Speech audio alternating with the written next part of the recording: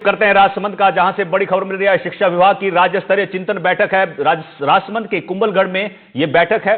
शिक्षा मंत्री मदन दिलावर से एनडीटीवी ने बातचीत की है। दिलावर ने जर्जर स्कूलों के हालात पर किनारा कर लिया। माननीय उच्च न्यायालय के आदेश पर बोले हैं मंत्री, जल्द सरकार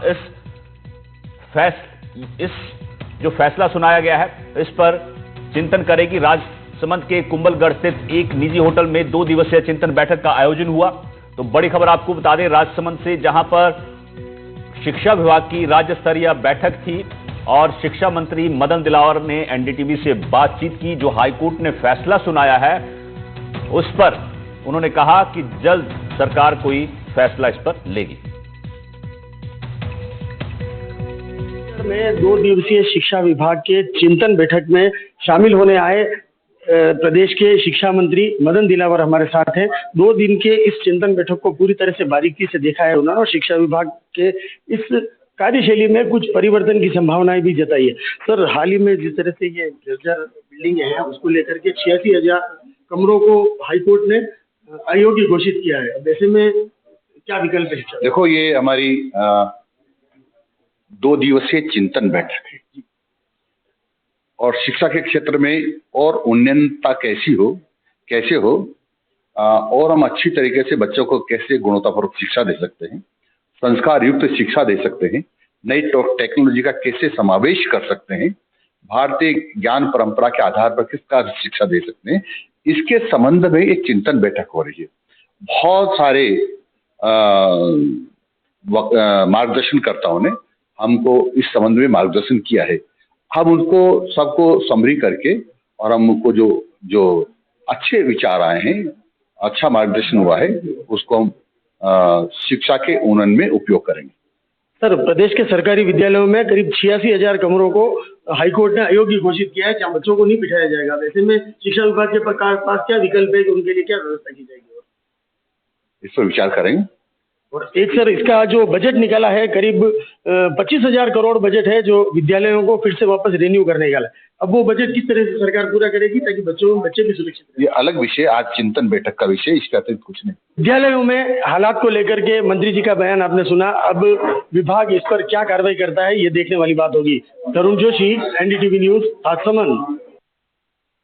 तरुण हमारे सहयोगी इस खबर पर जुड़े हुए हैं हमारे साथ। तरुण, चिंतन बैठक चल रही है, लेकिन जैसे ही आपने ये सवाल पूछा हाईकोर्ट का, तो कन्नी काटते नजर आए शिक्षा मंत्री। जी बिल्कुल, राजसमंद के कुंभलगढ़ में ये विशेष शिक्षा विभाग की जो है राज्य स्तरीय बैठक का आयोजन किया गया था।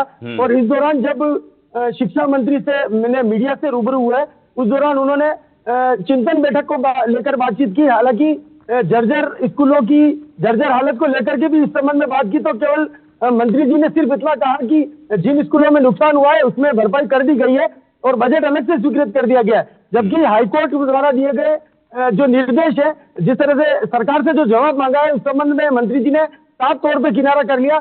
और दूसरी बात, इस बजट को लेकर के जब सवाल पूछा गया तो उनका यह कहना था कि यह केवल चिंतन बैठक है और इस पे माननीय जो उच्च न्यायालय का जो आदेश होगा उस पर विचार करके जल्द फैसला लिया जाएगा।